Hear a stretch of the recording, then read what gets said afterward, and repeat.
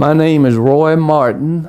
I've been involved with Kennesaw State since about the year 1990 and became good friends with a number of people like the athletic directors.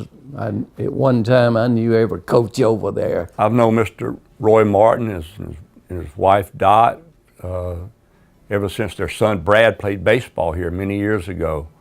I've played in every one of the Dot Martin Classic golf tournaments, participated, and I'm just thrilled that we're celebrating it on this important milestone. I knew the Martins before I came to work at KSU. The Martin family and Barbara and I all belong to the same golf club, Canterbury Golf Club, off of Canton Highway in East Cobb. And Roy Martin was viewed by every member of that organization as the Southern gentleman. He was a gentleman without a fault.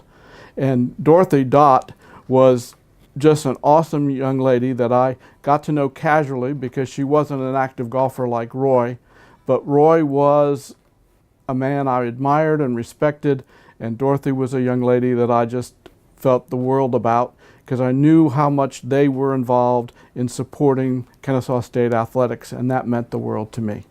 Dave Waples, I was the athletic director here from July of 1987 through June of 2010, so 23 years. I think one thing the golf tournament did, it got our name around a little more than it did. Of course, once we joined Division I, this escalated as far as people being familiar with Kennesaw State. If we played Auburn in baseball, that was a lot better than playing Lander in baseball, which we did, and it's just the names. Well, in the early years of the tournament, it was there might have been 6, 8 teams in it, and now it's grown to this monster that it has a full field of teams, and it's raising a lot of money for scholarship. But more importantly, it's it's tradition at Kennesaw State now. Certainly a nice honor to see Mom's name attached to the tournament because she and Dad did put a lot of effort into it. And one thing I want to say about my mother, she was just the friendliest person you could imagine. Some people actually thought she was fake because she was so friendly, but that was just the way Dot was. And she used to say, I think we're happiest when we're doing something for somebody else.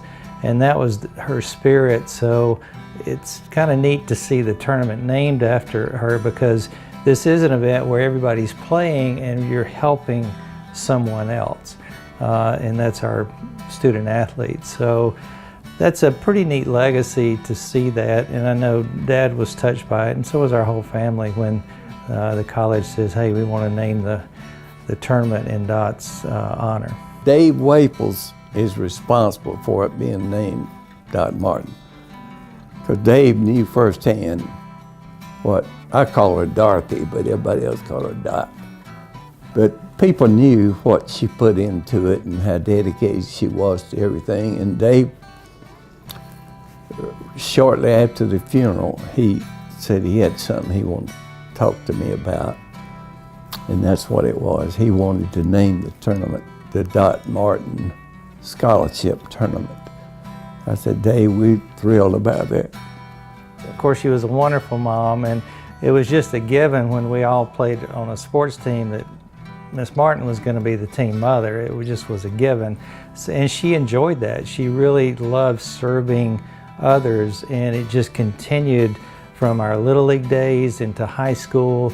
And of course, when Bradley got involved at Kennesaw State baseball, same thing. So, it wasn't unusual for her to bring snacks and, bring a cooler with drinks.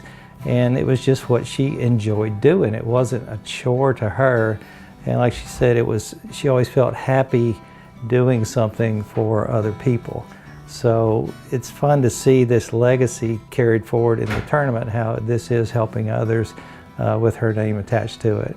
The Dot Martin tournament is so important because it is a funding source for scholarship for our men and women, and that's at the core of what we do.